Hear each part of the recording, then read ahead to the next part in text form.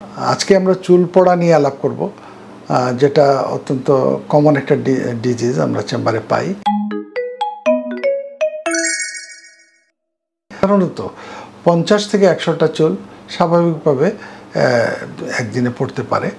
তো এক্ষেত্রে আমরা রোগীর যদি আমরা হিস্ট্রি নেই, তাহলে তাকে যদি এক্ষেত্রে 100টার বেশি হয়, তাহলে আমরা এটা অস্বাভাবিক ধরে নেব এবং তার চিকিৎসা ওইভাবে আমরা ঠিক করে দেব। এই অ্যান্ড্রোজেনেটিক অ্যালোপেশিয়া একটা রোগ আছে, যেটা বংশগত কারণে হয়, এটা হতে পারে। এছাড়া টেলোজেন এফ্লাভিয়াম একটা মহিলাদের একটা রোগ হয় বিভিন্ন ডিজিজ কন্ডিশনে গর্ভাবস্থার পরে। এক্ষেত্রেও চুল পড়াটা খুব একটা দীর্ঘস্থায়ী হয় না। এবং আরেকটা ডিজিজ আছে যেটাকে বলে অ্যালোপেশিয়া এরিয়েটা, মাথার বিভিন্ন জায়গায় বিভিন্ন অংশে চুল পড়ে যায় এবং একটা গোলাকৃতি আকার ধারণ করে। এটাও আমরা বিভিন্ন সময় চেম্বারে পেয়ে থাকি এবং চিকিৎসা দিয়ে থাকি।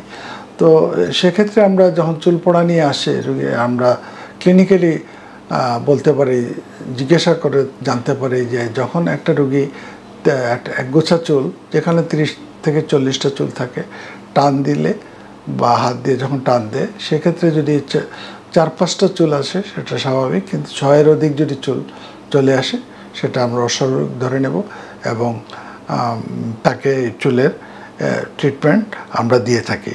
এবং এক্ষেত্রে একটা খুশকি একটা অন্যতম কারণ, এবং এই খুশকি যদি থাকে তাকে অ্যান্টি ড্যান্ড্রাফ শ্যাম্পু দিতে হবে এবং একই সাথে তার অন্যান্য চিকিৎসা চালিয়ে যেতে হবে। তো এক্ষেত্রে আমরা রোগীকে অ্যাডভাইস দেব তার আয়রন লেভেলটা ঠিক আছে কিনা, সে আয়রন কোনো অ্যানিমিয়াতে ভুগছে কিনা, তার থাইরয়েড কোনো রোগ আছে কিনা এটা আমাদের দেখতে হবে। ভিটামিন ডি লেভেলে অনেক সময় আমরা দেখি তার ঠিক আছে কিনা, এবং তার পর্যাপ্ত ঘুম হয় কিনা, এই সমস্ত জিনিস আমরা জিজ্ঞাসা করি এবং তার ল্যাবরেটরি ইনভেস্টিগেশনের মাধ্যমে তার জানতে পারি এবং চুলের ট্রিটমেন্ট আমরা দিয়ে থাকি।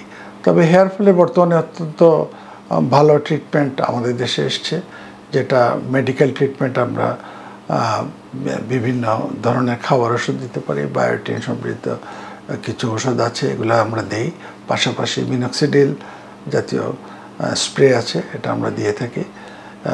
ওষুধের পাশাপাশি বর্তমানে একটি অত্যন্ত জনপ্রিয় একটি চিকিৎসা আমাদের দেশেও চালু হয়েছে, যেটাকে বলে পিআরপি, প্লেটেড রিচ প্লাজমা। এটা অত্যন্ত ভালো একটা চিকিৎসা।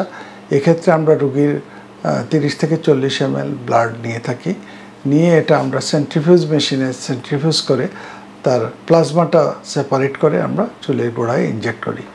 এবং এটা দেখা গেছে মাসে একবার করে কয়েক মাস নিলে তার চুল পড়া বন্ধ হয়ে যায় এবং রোগী একটা দীর্ঘমেয়াদী তার চুল পড়া থেকে রক্ষা পেতে পারে। এক্ষেত্রে দেখা গেছে যে তার পিআরপি কোর্স নেওয়ার পরবর্তীতেও কয়েক মাস পর পর একটা করে নিলে সে চুল পড়াটা স্থায়ীভাবে বন্ধ করতে পারে।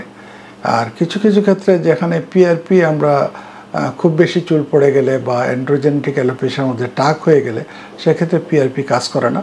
সেক্ষেত্রে হেয়ার ট্রান্সপ্লান্ট হচ্ছে লাস্ট ট্রিটমেন্ট, যেটা আমাদের দেশে অ্যাভেলেবল এবং রোগীরাও এটা করতে পারে।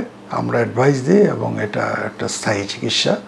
তো এভাবে চুলের যে ট্রিটমেন্ট আমরা এটা দিতে পারি এবং রোগীকে আমরা অ্যাডভাইস করি যে চুলের যত্ন নিতে হবে। কোনোভাবেই চুলকে কোনো ধরনের আঘাত, যেটা বর্তমানে অনেক সময় হেয়ার ড্রায়ার ইউজ করা হয় বা ট্র্যাকশন জাতীয় জিনিস করা হয়, এগুলো করা যাবে না। চুলের পরিচর্যা করতে হবে, চুলে পরিষ্কার রাখতে হবে এবং গোসল শাওয়ার নিতে হবে, শ্যাম্পু ইউজ করতে হবে।